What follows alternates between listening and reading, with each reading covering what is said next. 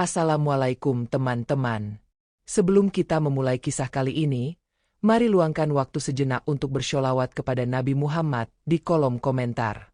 Semoga menjadi saksi di hari akhir dan mendatangkan syafaat bagi kita semua. Jangan lupa like dan subscribe channel ini sebagai bentuk dukungan dalam menyebarkan dakwah Islam. Insya Allah, ini akan menjadi amal jariah yang pahalanya terus mengalir. Amin. Di sebuah kota metropolitan yang gemerlap, di antara gedung-gedung pencakar langit dan lalu lintas yang padat, terdapat sebuah restoran mewah yang selalu dipenuhi oleh pelanggan dari kalangan atas. Restoran itu terkenal dengan hidangan kelas dunia dan pelayanannya yang eksklusif. Di balik kemewahan itu, ada sosok sederhana yang setiap hari berdiri di depan restoran, mengatur kendaraan yang datang dan pergi dengan penuh kesabaran. Namanya Raka. Seorang pemuda berusia 25 tahun dengan wajah tampan dan sorot mata yang selalu terlihat tenang. Ia mengenakan seragam sederhana berwarna biru tua yang sudah mulai pudar, namun tetap rapi dan bersih. Setiap hari, ia berdiri di bawah terik matahari atau di tengah hujan, membantu para pelanggan memarkirkan mobil mereka. Bagi sebagian orang, pekerjaan sebagai tukang parkir hanyalah sesuatu yang sepele, bahkan dianggap tidak berarti. Tidak sedikit pelanggan restoran yang memandang rendah dirinya. Mereka seringkali menyerahkan kunci mobil dengan cara yang kasar, melemparkannya tanpa melihat ke arah Raka, seolah-olah ia bukan manusia yang pantas dihormati. Beberapa pelanggan bahkan tak segan-segan mengucapkan kata-kata meremehkan.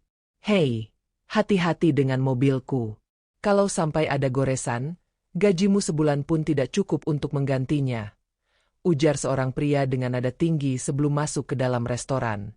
Raka hanya tersenyum tipis. Ia sudah terbiasa dengan perlakuan seperti itu. Bukan hanya sekali atau dua kali, tetapi hampir setiap hari. Meski hatinya sesekali terasa perih, ia tidak pernah menunjukkan rasa marah atau tersinggung. Ia tetap bersikap sopan dan profesional, membalas setiap ucapan sinis dengan jawaban yang tenang. "Saya akan menjaga mobil Anda dengan baik, Pak. Selamat menikmati makan malam Anda," ucapnya dengan suara ramah. Namun, tidak semua orang memperlakukan Raka dengan buruk. Ada seorang wanita muda bernama Alia, pelanggan tetap restoran yang seringkali menyapanya dengan ramah. Alia adalah gadis cantik dengan rambut panjang yang selalu tersenyum setiap kali bertemu Raka. "Hai, Raka. Bagaimana harimu?" tanyanya suatu sore saat menyerahkan kunci mobilnya. "Baik, seperti biasa. Terima kasih sudah bertanya, Mbak Alia," jawab Raka dengan senyum tulus. Alia selalu berbeda dari pelanggan lainnya. Ia tidak hanya memperlakukan Raka dengan hormat, tetapi juga sering mengajaknya berbicara. Raka tidak tahu alasan pasti mengapa Alia begitu baik kepadanya, tetapi ia menghargai setiap interaksi kecil yang terjadi di antara mereka. Meskipun pekerjaannya sering dipandang sebelah mata, Raka tetap menjalani hidup dengan penuh semangat. Baginya, bekerja dengan jujur dan bertanggung jawab jauh lebih berarti daripada status sosial atau jumlah uang yang dimiliki. Ia percaya bahwa harga diri seseorang tidak diukur dari pekerjaannya, melainkan dari bagaimana ia memperlakukan orang lain. Hari itu, seperti biasa, Raka berdiri di posnya, mengatur kendaraan yang keluar dan masuk. Ia tidak menyadari bahwa takdir sedang menyiapkan kejutan besar yang akan mengubah hidupnya selamanya. Matahari mulai tenggelam di balik gedung-gedung tinggi ketika restoran mewah itu semakin ramai oleh para pelanggan yang datang untuk menikmati makan malam. Raka tetap berdiri di tempatnya, mengatur lalu lintas kendaraan dengan sabar. Sesekali, ia melirik ke dalam restoran dan melihat Alia duduk di dekat jendela, berbincang dengan beberapa temannya. Gadis itu selalu terlihat anggun, dengan senyum yang begitu alami. Saat malam semakin larut dan restoran mulai sepi, Alia keluar dari pintu utama dengan langkah ringan. Ia melambai ke arah Raka yang sedang sibuk membantu seorang pelanggan keluar dari area parkir. Begitu pekerjaannya selesai, Alia menghampirinya. "Raka, aku ingin bertanya sesuatu," ucap Alia dengan suara lembut. Raka menoleh dan tersenyum. "Tentu, Mbak Alia. Ada yang bisa saya bantu?" Alia menggigit bibirnya ragu sejenak sebelum akhirnya berkata, Aku akan mengadakan pesta ulang tahun besok malam di rumahku. Aku ingin kamu datang. Raka terdiam. Ia tidak menyangka akan mendapat undangan semacam itu. Ia tahu bahwa Alia berasal dari keluarga kaya dan lingkaran pergaulannya penuh dengan orang-orang dari kalangan atas. Ia, seorang tukang parkir, jelas bukan bagian dari dunia mereka. Mbak Alia bercanda, kan? Raka tertawa kecil, mencoba memastikan. Tentu saja tidak. Aku serius. Alia menatapnya dengan tulus. Kamu selalu baik dan sopan. Tidak seperti kebanyakan orang di sini yang hanya menilai seseorang dari pekerjaannya. Aku ingin kamu datang. Ini undangannya. Alia mengulurkan sebuah kartu undangan berwarna biru tua dengan tulisan emas yang elegan. Raka menerimanya dengan ragu, membaca sekilas alamat yang tertera di sana. Pesta itu diadakan di sebuah rumah mewah di kawasan elit kota. Tapi, Mbak Alia, saya... Raka mengusap tengkuknya, merasa canggung. Saya hanya tukang parkir. Saya tidak punya pakaian yang pantas untuk datang ke acara seperti itu. Alia tersenyum dan menggeleng pelan. Tidak ada yang perlu kamu khawatirkan. Aku hanya ingin kamu datang dan menikmati pestaku. Itu saja. Raka terdiam. Baginya, menerima undangan ini seperti memasuki dunia yang bukan miliknya. Namun, di balik keraguannya, ada rasa penasaran yang perlahan tumbuh. Mengapa Alia begitu baik padanya? Apa yang sebenarnya diinginkan gadis itu? Setelah beberapa detik berpikir, akhirnya Raka mengangguk. Baiklah, kalau Mbak Alia memang menginginkannya, saya akan datang. Alia tersenyum lebar. Bagus. Aku akan menunggumu di sana. Jangan sampai tidak datang. Ya.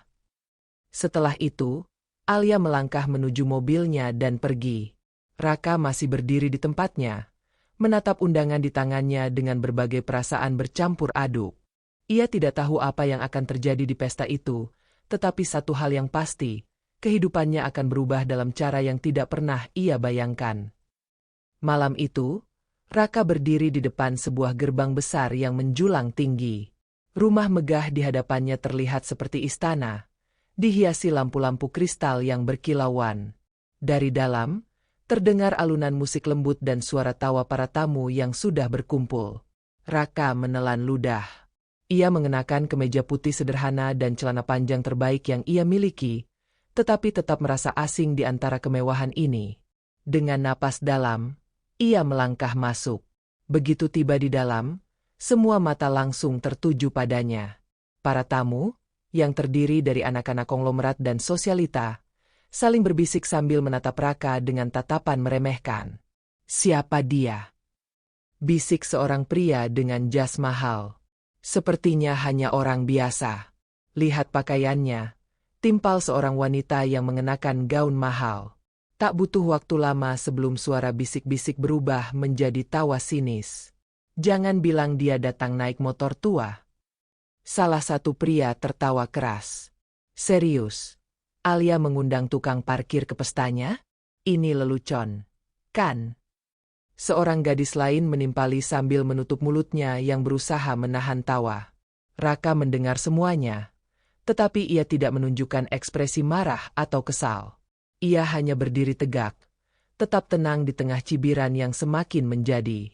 Ia sudah terbiasa diremehkan, tetapi kali ini, rasa tidak nyaman itu terasa lebih kuat.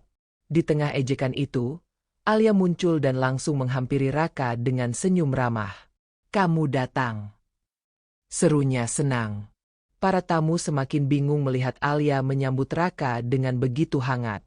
Mereka saling bertukar pandang, tidak percaya bahwa gadis dari keluarga kaya itu benar-benar mengundang seorang pria sederhana seperti Raka. Namun, meskipun Alia berada di sisinya, ejekan dan cibiran tidak berhenti. Salah satu tamu pria mendekat dan berkata dengan nada mengejek. Hei, kalau butuh uang buat beli pakaian yang lebih layak, bilang saja. Kami bisa patungan. Gelak tawa kembali terdengar. Raka tetap diam. Ia hanya menatap pria itu dengan pandangan tenang, lalu tersenyum kecil. Terima kasih atas perhatiannya. jawabnya singkat. Balasan itu justru membuat pria tersebut terkejut. Ia tidak menyangka Raka tidak terpancing emosinya. Para tamu lain pun semakin penasaran. Siapa sebenarnya pria ini? Mengapa ia begitu tenang di tengah penghinaan? Alia, yang sejak tadi menyaksikan semuanya, menghela napas. Ia tahu ini akan terjadi, tetapi ia tidak menyangka orang-orang di sekitarnya bisa sekejam ini. Namun, ia juga tahu bahwa kejutan terbesar belum dimulai.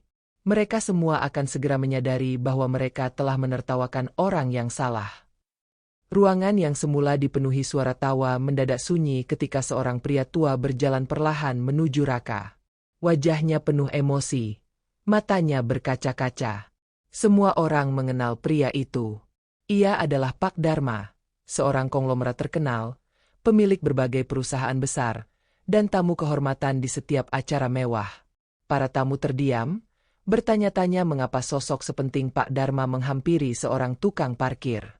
Raka menatap pria tua itu dengan tatapan bingung. Ia tidak mengenalnya. Namun, sebelum Raka bisa berkata apa-apa, Pak Dharma tiba-tiba meraih tangannya dan menggenggamnya erat. "Anak," suara Pak Dharma bergetar. "Akhirnya, aku menemukanmu." Semua orang tersentak. Beberapa tamu saling berbisik, tidak percaya dengan apa yang mereka dengar. "Apa maksudnya, anak?" bisik seorang wanita dengan nada tidak percaya. "Apa hubungan mereka?" tanya seorang pria sambil mengernyitkan dahi. Tanpa memperdulikan keheranan para tamu, Pak Dharma menarik Raka ke dalam pelukannya. Tangis haru pecah dari pria tua itu. Ia menangis seperti seseorang yang telah kehilangan sesuatu yang sangat berharga selama bertahun-tahun. "Aku sudah mencarimu kemana-mana," kata Pak Dharma sambil menggenggam bahu Raka erat. "Kamu adalah anakku." Jantung Raka berdegup kencang. Ia terkejut, tidak bisa berkata-kata. Para tamu semakin bingung. Bagaimana mungkin seorang tukang parkir adalah anak dari konglomerat sebesar Pak Dharma? Tidak mungkin. Salah satu pria yang tadi menertawakan Raka buru-buru mendekat. "Pak Dharma, Anda tidak salah orang, kan?" tanyanya dengan ragu.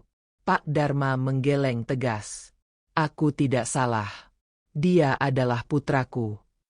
Raka berusaha memahami situasi. Ia merasa seperti berada dalam mimpi. "Pak, bagaimana mungkin?" Suaranya nyaris tidak terdengar. Pak Dharma menatap Raka dengan penuh kasih sayang. "Aku akan menjelaskan semuanya, Nak. Tapi satu hal yang harus kamu tahu, aku tidak pernah berhenti mencarimu." Semua mata kini tertuju pada Raka. Orang yang tadi dicibir dan ditertawakan ternyata memiliki identitas yang tidak terduga. Pesta yang awalnya penuh dengan ejekan, kini berubah menjadi keheningan yang syarat dengan keterkejutan. Tak ada yang menyangka bahwa pria yang mereka hina barusan ternyata adalah pewaris dari salah satu keluarga paling kaya di negeri ini. Ruangan masih sunyi ketika Pak Dharma melepaskan pelukannya dan menatap wajah Raka dengan penuh kebanggaan.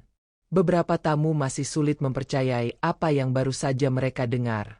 "Raka," kata Pak Dharma dengan suara lembut namun tegas, "kamu adalah anak kandungku, pewaris satu-satunya dari keluarga Dharma." Raka menatap pria tua itu dengan mata penuh tanda tanya. Hatinya masih diliputi kebingungan. "Pak, bagaimana mungkin? Aku tidak pernah tahu bahwa aku berasal dari keluarga seperti ini." Pak Dharma menghela napas panjang. "Dulu, ketika kamu masih remaja, kamu selalu mempertanyakan makna hidup. Kamu ingin mencari jati dirimu sendiri tanpa bayang-bayang kekayaan dan nama besar keluarga kita." Alia, yang sejak tadi memperhatikan dengan penuh rasa penasaran, bertanya dengan hati-hati, "Apa yang sebenarnya terjadi, Pak?" Pak Dharma mengangguk, bersiap untuk menceritakan kisah yang selama ini tersimpan rapat. Raka tumbuh dalam keluarga yang kaya raya, tetapi sejak kecil, dia selalu merasa bahwa dunia ini tidak adil. Dia ingin memahami bagaimana hidup tanpa bergantung pada kekayaan. Lalu suatu hari, dia memutuskan untuk pergi. Dia meninggalkan rumah, nama keluarganya, dan semua fasilitas yang bisa membuat hidupnya mudah. Kami mencarinya kemana-mana, tetapi dia menghilang begitu saja. Para tamu yang sebelumnya menertawakan Raka kini terdiam. Beberapa bahkan terlihat menunduk malu. Mereka tidak pernah menyangka bahwa pria yang mereka hina dan remehkan ternyata memiliki latar belakang yang begitu luar biasa. Raka terdiam sejenak, mencoba mencerna semua yang baru saja diungkapkan. Jadi, selama ini Bapak mencariku. Suaranya sedikit bergetar. Pak Dharma mengangguk dengan mata berkaca-kaca. Setiap hari, aku tidak pernah berhenti berharap bahwa suatu saat aku bisa menemukanmu kembali. Raka menunduk. Hatinya dipenuhi berbagai emosi yang bercampur aduk. Ia mengingat kembali semua perjalanan hidupnya, dari bekerja serabutan hingga menjadi tukang parkir. Ia memilih hidup seperti itu bukan karena terpaksa, melainkan karena ingin merasakan kehidupan yang sesungguhnya. Kini, semua yang dulu ia tinggalkan kembali menghampirinya. Identitas yang ia sembunyikan selama ini akhirnya terungkap. Dan ia harus memilih. Apakah tetap menjalani hidup sederhana seperti yang selama ini ia jalani, atau kembali ke kehidupan lamanya sebagai pewaris keluarga Dharma? Keheningan menyelimuti pesta. Wajah-wajah yang sebelumnya dipenuhi ejekan kini berubah menjadi penuh keterkejutan dan rasa bersalah. Beberapa tamu mulai saling berbisik, sementara yang lain menundukkan kepala, enggan bertemu pandang dengan Raka. Seorang pria muda yang tadi paling keras menertawakan Raka, Adi, berdeham gugup sebelum berbicara. Aku benar-benar tidak tahu. Raka, maafkan aku. Wajahnya memerah, matanya menghindari tatapan pria yang sebelumnya ia hina habis-habisan. Seorang wanita yang sejak awal mencibir kehadiran Raka di pesta pun ikut angkat suara. Kami pikir, kau hanyalah seorang tukang parkir biasa, katanya dengan nada penuh penyesalan. Kami salah menilaimu. Raka menatap mereka satu persatu. Namun, bukannya marah, ia justru tersenyum tipis. Kalian menilaiku dari pekerjaan, bukan dari siapa aku sebenarnya, katanya tenang. Tapi bukankah itu yang sering terjadi dalam hidup? Kita terlalu cepat menghakimi orang tanpa benar-benar mengenal mereka. Perkataan Raka membuat beberapa orang tertegun. Mereka menyadari betapa dangkal cara pandang mereka selama ini. Alia, yang berdiri di samping Raka, merasa bangga. Ia selalu tahu bahwa Raka adalah orang yang istimewa, bukan karena latar belakang keluarganya, tetapi karena hatinya yang tulus dan pikirannya yang bijaksana. Pak Dharma tersenyum bangga pada putranya. Kau telah belajar sesuatu yang bahkan banyak orang kaya tidak pernah mengerti. Raka, katanya lembut. Kekayaan sejati bukan diukur dari uang atau harta, tetapi dari cara kita memandang hidup dan memperlakukan orang lain. Satu persatu, para tamu yang sebelumnya meremehkan Raka mulai mendekat dan meminta maaf. Ada yang menundukkan kepala, ada yang berusaha menjabat tangannya, dan ada yang hanya bisa berdiri diam, tak mampu mengucapkan sepatah kata pun. Namun bagi Raka, permintaan maaf mereka bukanlah yang terpenting. Yang lebih berarti adalah pelajaran yang bisa mereka ambil dari kejadian malam itu. Bahwa nilai seseorang tidak ditentukan oleh status atau pekerjaan, tetapi oleh karakter dan kebaikan hati. Malam semakin larut, tetapi suasana di pesta masih dipenuhi dengan rasa terkejut dan kagum terhadap Raka. Semua mata tertuju padanya, menunggu apa yang akan ia lakukan setelah kebenaran tentang dirinya terungkap. Pak Dharma menatap putranya dengan penuh harap. Raka, sekarang kau tahu siapa dirimu sebenarnya. Aku ingin kau kembali ke rumah dan mengambil tempatmu di perusahaan. Kau adalah pewaris utama kita, katanya dengan nada lembut namun tegas. Raka terdiam sejenak. Ia melihat sekeliling, wajah-wajah orang yang sebelumnya menertawakannya, kini dipenuhi rasa hormat. Ia tahu bahwa jika ia menerima tawaran ayahnya, hidupnya akan berubah selamanya. Ia akan dikelilingi oleh kemewahan, dihormati karena nama keluarganya, dan tak perlu lagi merasakan kerasnya hidup sebagai tukang parkir. Namun, di dalam hatinya, Raka tahu bahwa kekayaan bukanlah tujuan hidupnya. Ia sudah belajar bahwa harga diri seseorang tidak ditentukan oleh jumlah uang di rekeningnya, tetapi oleh bagaimana ia memperlakukan orang lain dan bagaimana ia memilih menjalani hidupnya. Ayah, ujar Raka akhirnya. Suaranya tenang namun penuh keyakinan. Aku bersyukur telah menemukan kebenaran tentang keluargaku, tetapi aku tidak bisa begitu saja meninggalkan kehidupan yang telah kubangun. Aku tidak ingin hidup dalam bayang-bayang kekayaan dan status sosial. Aku ingin tetap hidup sebagai diriku sendiri. Pak Dharma terkejut. Begitu pula para tamu. Beberapa orang tampak tidak percaya dengan keputusan Raka. Siapa yang akan menolak kesempatan menjadi pewaris sebuah kerajaan bisnis yang besar? Namun, Raka tersenyum. Aku ingin menggunakan apa yang aku miliki untuk membantu orang lain, untuk menunjukkan bahwa harga diri tidak diukur dari pekerjaan atau harta, tetapi dari kebaikan hati dan ketulusan. Alia menatap Raka dengan kagum. Ia selalu tahu bahwa pria itu berbeda, tetapi mendengarnya langsung membuatnya semakin yakin bahwa Raka adalah seseorang yang istimewa. Pak Dharma terdiam sejenak, lalu menghela napas panjang. Ada kebanggaan dalam matanya. Jika itu pilihanmu, ayah akan menghormatinya, katanya. Tapi ingat, pintu rumah ini akan selalu terbuka untukmu. Raka mengangguk. Ia telah mengambil keputusan yang tepat. Ia tidak akan membiarkan dirinya terjebak dalam kesombongan duniawi. Baginya, kebahagiaan bukanlah sekadar memiliki harta, tetapi bagaimana ia hidup dengan martabat dan menghargai orang lain tanpa memandang status. Suasana pesta berubah total. Tidak ada lagi tawa meremehkan atau tatapan menghina. Sebaliknya, semua orang kini menatap Raka dengan penuh hormat dan kekaguman. Mereka baru menyadari bahwa selama ini mereka telah menilai seseorang hanya berdasarkan status dan pekerjaan, tanpa melihat nilai sejati dalam diri orang tersebut. Alia tersenyum. Hatinya dipenuhi kekaguman. Ia selalu merasa bahwa Raka adalah sosok yang berbeda, tetapi malam ini, ia semakin yakin bahwa pria itu luar biasa. Ketampanannya bukan hanya dari wajahnya, tetapi juga dari hatinya yang tulus dan bijaksana. Beberapa tamu yang sebelumnya menertawakan Raka kini merasa malu. Mereka tidak menyangka bahwa pria yang mereka hina justru memiliki hati yang lebih besar dan pikiran yang lebih dewasa dibanding mereka.